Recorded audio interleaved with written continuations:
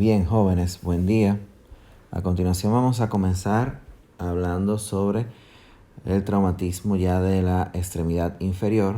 Vamos a comenzar con lo que es pelvis, acetábulo, la región de la cadera y el fémur. Comenzamos hablando de la pelvis. Recuerden que la pelvis es una estructura a manera de anillo formada por ambos huesos ilíacos y el sacro por detrás formando el anillo pélvico, lo cual da entonces continuidad al esqueleto axial con el esqueleto apendicular inferior. Esta estructura sirve de enlace, ¿verdad? Sería como una especie de piedra angular de los miembros inferiores y de lo que es el tronco. Por lo tanto, es de entenderse que tiene fuertes e importantes ligamentos que le confieren estabilidad tanto en sentido longitudinal como en sentido transversal. Los ligamentos que tiene o presenta lo que es la región pélvica están los que le confieren estabilidad longitudinal o vertical, como son los iliolumbares, los sacroespinosos, sacrotuberosos, y los que le dan estabilidad rotacional, como son los ligamentos sacroiliacos anteriores y posteriores, y también la articulación sinfisaria o a nivel de la sínfisis del pubis. Recordar que la pelvis es una de las zonas del esqueleto que sirven de protección, o sea, le permite proteger una serie de elementos y estructuras nobles a través de la firmeza de su contextura y de la estabilidad de su unión. Por lo tanto, cualquier lesión a estos huesos puede comprometer la integridad de estos órganos.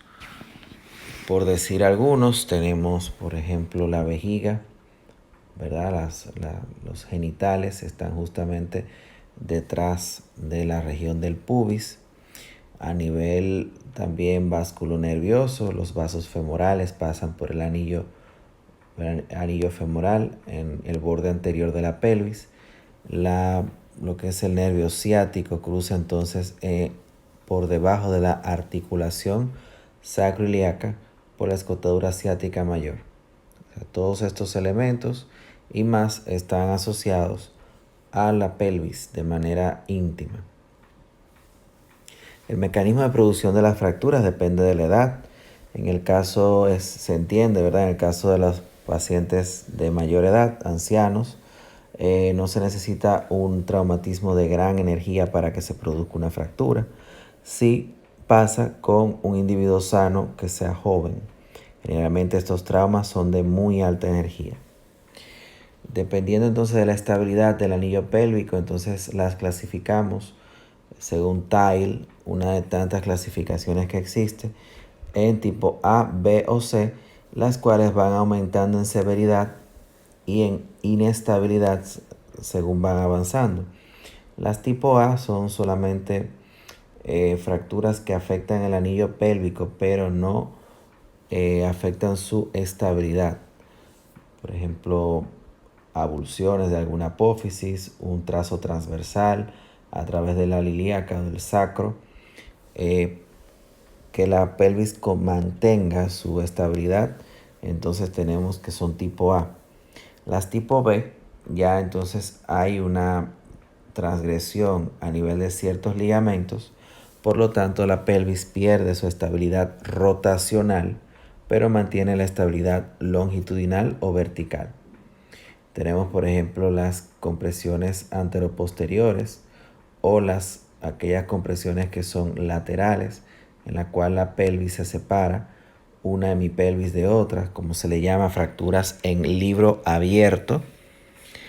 Y también compresiones laterales que hace que el anillo pélvico entonces cierre. Estas son tipo B. Las tipo C entonces ya son lesiones donde se transgreden ligamentos con más severidad y por lo tanto se pierden ambas estabilidades, o sea, lo que es la estabilidad rotacional como longitudinal. Recordando y viendo, aprovechando esta imagen, cómo está formado el ilíaco, el ala del ilíaco, el pubis, el isquion, y cómo esta armoniosa articulación entre todos estos elementos se puede perder ante un trauma. La clínica de este paciente va a depender evidentemente del mecanismo, si fue de alta energía, baja energía, y del grado de la lesión. Generalmente estos pacientes son politraumatizados, que ya por decir esta palabra se entiende que hay múltiples estructuras y sistemas que están involucrados. Por lo tanto, estos pacientes deben de ser manejados como una emergencia. Se debe de atender rápidamente. El especialista o residente experto, ¿verdad?, va a ser el único que va a hacer la valoración de la pelvis. Se le hace una pequeña compresión hacia afuera y en sentido longitudinal para valorar de manera sutil la estabilidad de la pelvis.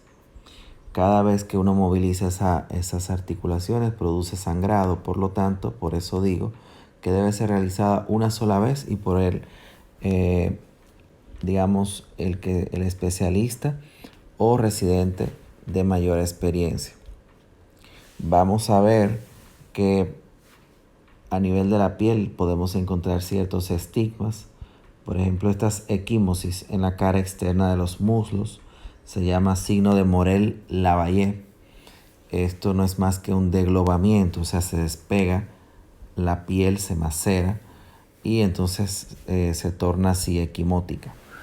De igual manera también, y sobre todo en fracturas a nivel de las ramas del pubis, se puede ver una equimosis o un moretón a nivel de lo que son las bolsas en el hombre, ¿verdad?, el escroto, o en los labios mayores en las mujeres. Esto se llama signo de Destot. Son datos clínicos que rápidamente usted verá al paciente, ya puede sospechar de que el paciente tenga una fractura de pelvis. La fractura de este tipo pueden producir pérdida de la volemia importante, incluso perderse toda la volemia si el paciente no se atiende con tiempo y no se estabiliza con tiempo. Por las relaciones anatómicas tan cercanas a órganos y sistemas genitourinarios, pues entonces es de entenderse que se debe tener una valoración multidisciplinaria a descartar que haya alguna lesión a nivel de la uretra o de la vejiga, la salida de sangre a través de la uretra, del meato uretral, o al colocarse una sonda vesical que se debe de hacer de hecho con delicadeza, pero que se vea salida de sangre, ya se tiene que pensar en una lesión de la vejiga. Lo mismo, algún tacto vaginal o rectal que se perciba, algún sangrado a través de esos espacios, o se palpe directamente algún fragmento óseo, entonces se debe de considerar estas fracturas como una fractura expuesta y debe de ser entonces sujeta a reconstrucción inmediata. Lo mismo si se puede observar algún tipo de lesión neurológica, a veces se pueden avulsionar todas las raíces nerviosas o una lesión directa de algún tronco ya formado como lo es el ciático. La imagenología de estos pacientes, las radiografías de pelvis son incluidas según el ATLS, ¿verdad? Entidad, organización que tiene que ver con el manejo adecuado del trauma. Pues ellos incluyen las radiografías de pelvis inmediatamente en el protocolo de acceso inicial a un paciente politraumatizado, porque la pelvis puede, como le digo, comprometer la vida, una fractura maltratada, y es frecuente en pacientes politraumatizados y está asociada a lesiones de múltiples órganos. Entonces, las vistas radiográficas son anteroposteriores. También, aprovechando este gráfico de la AO, vemos la vista de entrada o inlet y de salida, o también llamada outlet. En el anillo pélvico podemos apreciar mejor la región anterior a través de la de inlet y la región posterior a través de la outlet. O sea, la articulación sacroiliaca, el sacro, a través de la outlet, y la inlet o vista de entrada, podemos ver bien las ramas púbicas. Ya con la tecnología tenemos entonces otras técnicas. Por ejemplo, la tomografía. Hay centros ya de mayor especialización que ya las incidencias radiográficas y vistas especiales no son necesariamente realizadas, ya que con una tomografía que se escanee el cuerpo completo se puede descartar fracturas incluso que pueden pasar desapercibidas a nivel radiográfico. La estabilización quirúrgica va a depender del grado de lesión, ya para las tipo, o dependiendo básicamente del grado, hay ciertas avulsiones de apófisis que, si bien no comprometen la estabilidad del anillo pélvico, pero sí arrancan músculos o ligamentos que son de gran importancia para la estabilidad y funcionabilidad de los miembros inferiores, y por eso entonces requieren fijación. Ya los tipos B y C pues requieren reconstrucciones. Aquí pueden ver como una avulsión estratada, o en este caso también es un fijador externo que se está colocando. Esto se hace o se realiza en el momento inicial que el paciente llega en el politraumatismo. El fijador externo es un dispositivo que se puede colocar inmediatamente, incluso fuera de quirófano, y da una estabilidad a la pelvis para evitar que esa movilización vaya produciendo sangrados. Esto es el manejo con placas y tornillos para fijación de la misma. Como le digo, cada centímetro que se diastasa la pelvis puede representar hasta 1 litro de sangre que el paciente pueda perder. Por eso este paciente, aunque usted lo vea consciente y orientado, debe de manejarlo y suplirlo de manera hídrica y hemática para evitar que se produzca un shock hipovolémico en cuestión de minutos. El acetábulo es una superficie, ya pasando a él, ¿verdad? Es una superficie honda, profunda, que recibe la cabeza del fémur. El acetábulo está compuesto por los 3 huesos que conforman el hueso ilíaco, y tiene una zona articular que es la zona periférica, la carilla semilunar. La porción profunda simplemente recibe la inserción del ligamento redondo. Es una articulación que permite mucha adaptación o coaptación del fémur a ella, diferente a la articulación del hombro, por ejemplo, que era poca profunda y no era tan estable. Por decir algo, si usted quita todos los ligamentos estabilizadores de la articulación coxofemoral, usted ve todavía que la articulación se mantiene congruente por esta profundidad y la adhesión que hace un hueso con otro. Hay 2 zonas importantes que son la columna anterior del acetábulo, lo que está en azul, ¿verdad? Formado por las ramas del pubis, la rama iliopúbica, y la columna posterior, que es básicamente el isquion, que está ahí presente. Estos son las zonas pilares, ¿verdad?, de la región acetabular, y hay 2 zonas portantes o 2 zonas de apoyo principales a nivel del acetábulo. Cuando la persona está parada, la zona portante principal, o donde la cabeza del fémur se apoya más, es en el techo del acetábulo. Y cuando la persona está sentada, entonces lo es la pared posterior del acetábulo.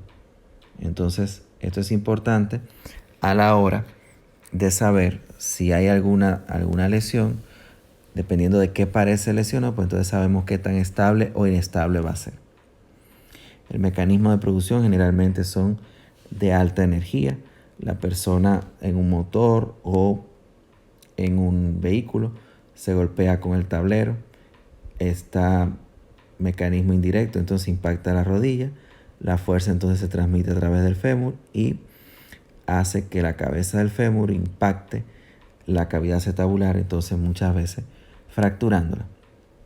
Dependiendo de la área que se haya lesionado, una de tantas clasificaciones, está la de Judet y Le Tourné, ya sea si se fractura la columna anterior, la pared anterior, columna posterior y las paredes. Recordando, la pared superior y la posterior son las que más demanda mecánica tienen. El paciente va a llegar con acortamiento del miembro porque la cabeza del fémur se puede trasladar hacia arriba. Entonces va a estar acortada en rotación interna y el paciente va a tener impotencia funcional y dolor. Radiográficamente, entonces vemos, hay vistas que simplemente con una vista anteroposterior sencilla se puede ver. Hay unas imágenes que se toman en cuenta, que se sobreponen, pero se pueden diferenciar lo que es la ceja anterior o el borde anterior del acetábulo, la ceja posterior.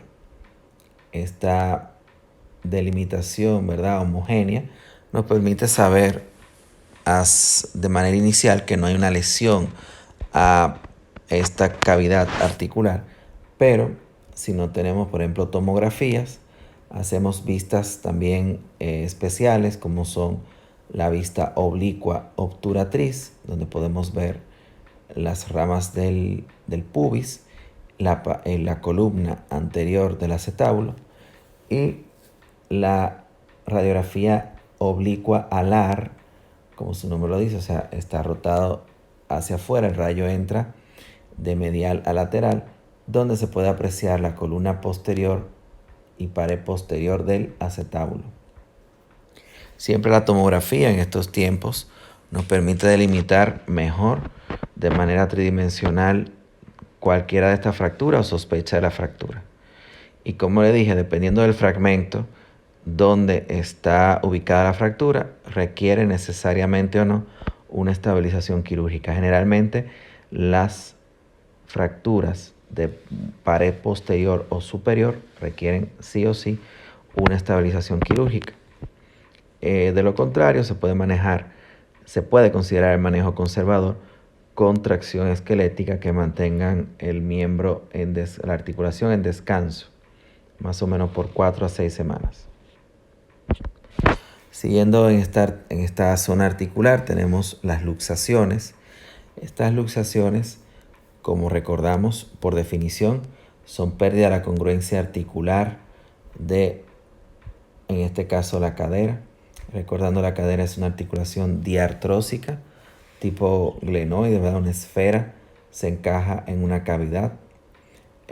Además de ser profunda, la cavidad acetabular tiene un rodete articular o limbo acetabular, el labrum, que todavía la profundiza más y es donde se inserta la cápsula de la articulación. Esta cápsula ropa la articulación y se inserta a nivel de lo que es la línea intertrocantérica. Además, hay una serie de ligamentos que dan estabilización a la cadera, tanto externamente como internamente, como lo es el ligamento redondo, ¿verdad?, que va de la cabeza, de la fovea capitis o la fovea de la cabeza del fémur al fondo de la cavidad acetabular.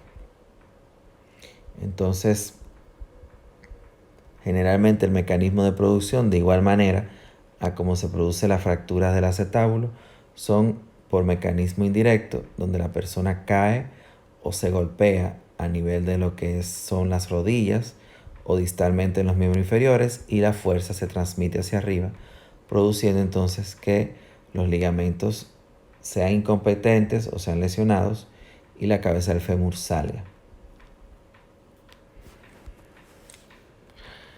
La clasificación anatómica hacia dónde se dirige la cabeza, tenemos que las posteriores son más frecuentes, pueden ser entonces ilíacas en un 50% de los casos, se va hacia el ala del ilíaco, o isquiáticas se dirigen hacia abajo en 25% de los casos. En las luxaciones posteriores, en sentido general, el paciente llega con acortamiento del miembro, el miembro llega en aducción, flexión y rotación interna. Las luxaciones anteriores, pues entonces representan el otro 25%. Generalmente el paciente produce esta dirección de la luxación cuando cae en extensión del miembro. La cabeza entonces se desplaza hacia adelante. Pueden ser obturatrices en un 15% o púbicas. Sabemos entonces las luxaciones posteriores pueden lesionar el nervio ciático, principalmente, de manera importante, y las luxaciones anteriores, los vasos femorales. Las luxaciones son emergencias, deben de ser resueltas en las primeras horas, ya que la tracción, la distorsión de la articulación va a elongar vasos y nervios que puede entonces a la larga a producir lesiones permanentes. Estos nervios que les mencioné, igual que la irrigación o nutrición de la cabeza del fémur, que puede entonces tener como consecuencia una necrosis avascular. Entonces estas luxaciones se deben de reducir. Hay múltiples maniobras, por decirle algunas. Aquellas que se producen en decúbito supino, les voy a mencionar dos. La maniobra de Alice es esta que está aquí arriba. El paciente se le realiza una estabilidad de la pelvis por uno de los ayudantes. El operador o el que está maniobrando el miembro va traccionando en abducción. Luego entonces de cierta tracción se realiza una rotación interna y una aducción del miembro. La maniobra de Bigelow, el miembro entonces como llega en aducción, lo que se hace se estabiliza la pelvis y el experto hace entonces una tracción hacia arriba con rotación interna. Esta es la de Bigelow. Otra se hace con el paciente en decúbito prono, ya entonces se estabiliza la pelvis y por la misma gravedad y la tracción hacia adelante del operador, entonces la cabeza logra reducirse. Secuelas, como le digo, además de las nerviosas, están las vasculares. Por ejemplo, en el caso de la irrigación de la cabeza, se puede producir necrosis avasculares, ya a 5 años se pueden ver, y las artrosis o desgastes articulares por traumatismo se puede ver hasta un 30% de los casos a los 10 años.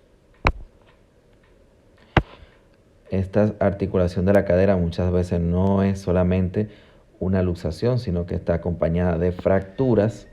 Tenemos aquellas que son a nivel del acetábulo, las clasificó Epstein. Aquellas entonces que son luxaciones puras tipo 1, las tipo 2 son cuando hay un pequeño fragmento, las tipo 3 es ya cuando hay una fractura de la pared posterior con minuta del acetábulo, la tipo 4 ya es una fractura transversa de la cavidad acetabular y la tipo 5 es cuando hay una fractura del acetábulo con fractura de la cabeza del fémur. Y en cuanto a cuando se fractura la cabeza del fémur, pues entonces Pipkin también las clasificó. Las tipo 1 es cuando las fracturas son por encima, por debajo, discúlpenme, por debajo de la fovea del ligamento redondo. La tipo 2 es ya por encima del ligamento redondo, se abulsiona totalmente esa porción de la cabeza femoral. Las tipo 3 de Pipkin, además de la fractura de la cabeza, se fractura el cuello femoral. Y las tipo 4 ya hay una fractura, luxación, ¿verdad?, de la cabeza del fémur con fractura de la pared acetabular. Complicaciones, como le digo, entonces además de la irrigación de la cabeza, osteonecrosis, también son artrosis de cadera. Aquí pueden ver cómo las secuelas de ciertas lesiones pueden deformar y dañar la articulación. La extremidad proximal del fémur, ya comenzamos hablando de la cabeza con las fracturas o clasificación de Pipkin, pero hablamos que cadera es el espacio comprendido entre una línea tangencial horizontal al extremo más superior de la cabeza del fémur hasta 5 centímetros por debajo del trocánter menor. Tenemos entonces que obviamente esta articulación se da por la cadera, es la articulación de la cabeza del fémur con el acetábulo, todos sus ligamentos, y se mantiene también por todas las inserciones musculares. Las fracturas se dividen entonces aquellas que son capsulares, ¿verdad? Que están dentro de la cápsula de la articulación de la cadera, y aquellas que están fuera de la cápsula de la articulación de la cadera. Hasta las fracturas, bueno, se llaman fracturas capitales, subcapitales, fracturas cervicales y basicervicales. Esas son las intracapsulares. Las extracapsulares, ya entonces tenemos la pertrocantérica, intertrocantérica y subtrocantérica. Aquí pueden ver algunas de ellas: subtrocantérica, intertrocantérica o pertrocantérica. Y entonces las intracapsulares tenemos subcapital y transcervical, ejemplos de algunas. Saber y conocer que biológicamente, de manera fisiológica, hay unos cambios que van ocurriendo a nivel de la cadera, lo cual la va debilitando un poco más. Normalmente nosotros, como zona portante y de carga, sabemos que estas áreas epifisarias contienen abundante tejido esponjoso, importante para eso, para el soporte de compresión y cizallamiento. Hay unas trabéculas, ¿verdad?, de hueso esponjoso, que son de compresión a nivel de la cabeza, las principales. Hay otras secundarias a nivel del trocánter. Y hay unas trabéculas de tensión, ¿verdad?, que soportan la flexión del cuello femoral, que son principales, y otras menores secundarias. Entonces, todas estas son las que le dan el soporte a la cadera. Hay un área anatómica donde este entrecruzamiento es más débil. Esto se llama triángulo de Ward y está justamente a nivel del cuello del fémur. Se llama triángulo de Ward. Pero también hay una zona bastante fuerte, una zona rígida, que es donde se entrecruzan la mayoría de las trabéculas principales y secundarias, que se llama cálcar. Está a nivel de la unión del trocánter menor con el cuello. Esto es importante de saber. Primero, con el tiempo se puede ir viendo cómo se borran las trabéculas. Estos son por cambio fisiológico de la osteoporosis. Miren, por ejemplo, qué bien se ve aquí el triángulo de Ward. Esto no es más que una zona de bastante debilidad que tiene esta imagen radiográfica. Y el cálcar es la zona aquí de apoyo donde los dos trocánteres se unen al cuello. El cálcar es aprovechado entonces, por ejemplo, en el momento de hacer una prótesis o una fijación interna. Esta es la zona de mayor apoyo y mayor soporte. Entonces esto se llama índice de Singh, esto que le hablé de las trabéculas, y decirles eso, o sea, que con el tiempo van entonces reduciéndose. La irrigación de la cabeza es otro parámetro biológico de importancia. Vemos cómo los vasos circunflejos, propio de la arteria femoral, vasos circunflejos femorales externos e internos, dan a nivel de la base del cuello, dan lo que es los vasos retinaculares de Weisbrod, que van entonces recorriendo todo lo que es el cuello del fémur, para luego a nivel de la base de la cabeza del fémur, o sea, a nivel subcapital, hace una corona radiada, y de ahí entonces vienen los vasos epifisarios lateral y medial. Los vasos epifisarios laterales son los que mayor, aproximadamente un 80% de la irrigación de la cabeza son dados por ellos, por los vasos epifisarios laterales. Un 20% de la cabeza, o quizás menos, es dado entonces por la arteria del ligamento redondo.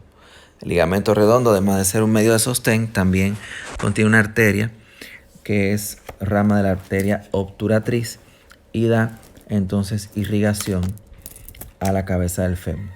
O sea, aproximadamente un 15% de la irrigación de la cabeza del fémur es dado entonces por las ramas de la arteria ilíaca, ¿verdad?, interna, que es la arteria obturatriz, da entonces la arteria del ligamento redondo. El resto entonces son por los vasos femorales. A nivel entonces de lo que es la fractura del cuello, hay clasificaciones múltiples, por decir alguna, la de Garden. Esto toma en cuenta el grado de desplazamiento. Si está impactada en valgo, entonces tipo 1 son estables. Las tipo 2 ya entonces tienen una angulación mayor de 30 grados, O sea, no están impactadas, pero tampoco están desplazadas. Ya esta tiene mayor inestabilidad, este tipo de fractura.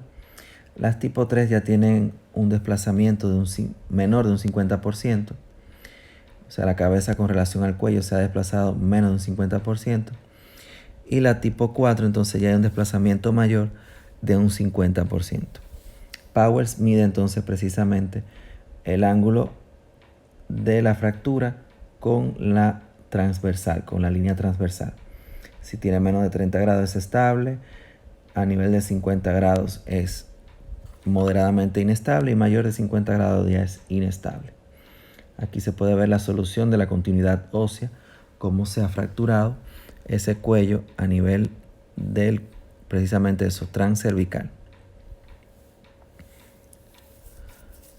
Otras fracturas de la extremidad superior del fémur que tienen que ver principalmente con la parte mecánica son las otras fracturas extracapsulares, como son la peritrocantérica y la subtrocantérica. La pertrocantérica, como digo, a nivel de lo que es el trocánter mayor y menor, igual a la subtrocantérica.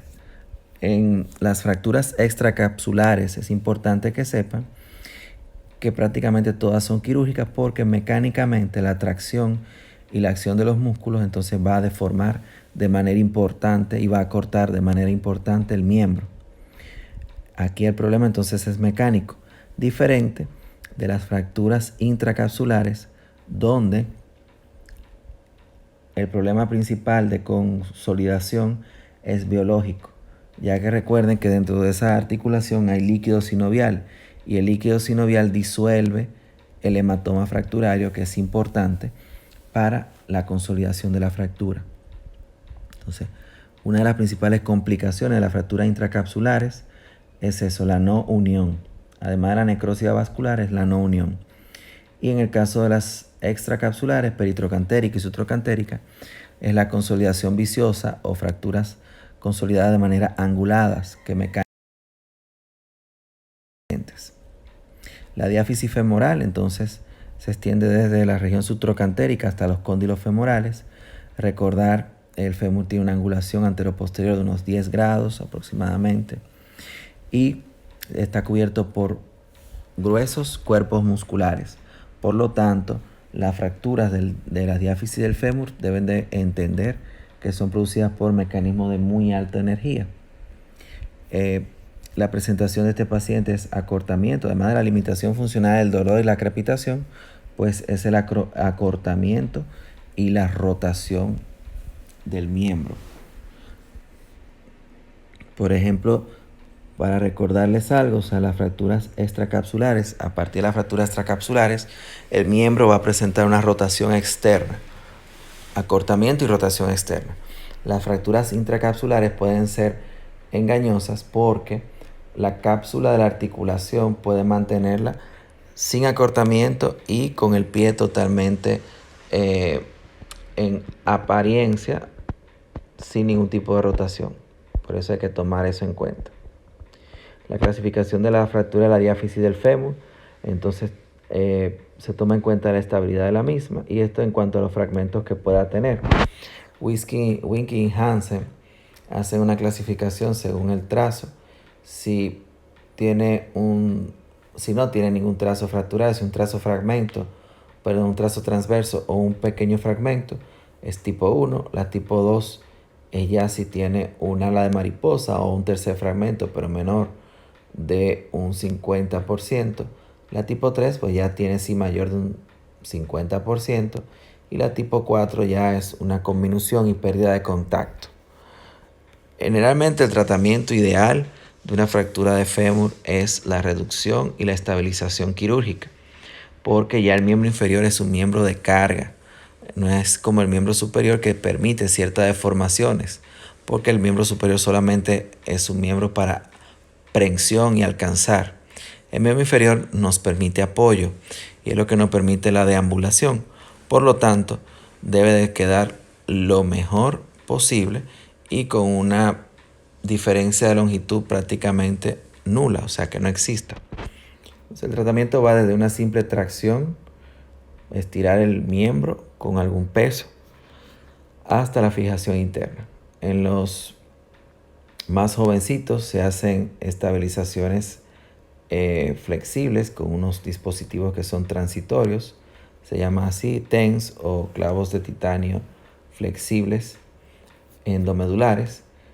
Generalmente ya se utilizan lo que son clavos, dispositivos intramedulares o placas. En el caso de que la fractura sea en un paciente politraumatizado, tenga algún tipo de contaminación o alguna lesión vascular o consideración del especialista, entonces se pueden poner fijadores externos.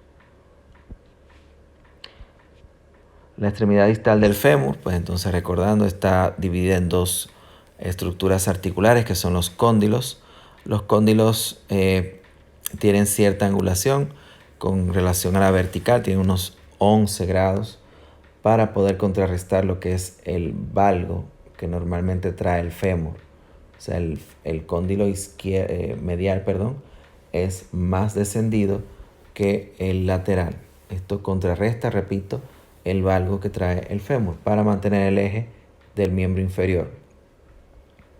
Recordad entonces que los cóndilos están articulados por delante con la rótula, distalmente con la tibia, su meseta tibial.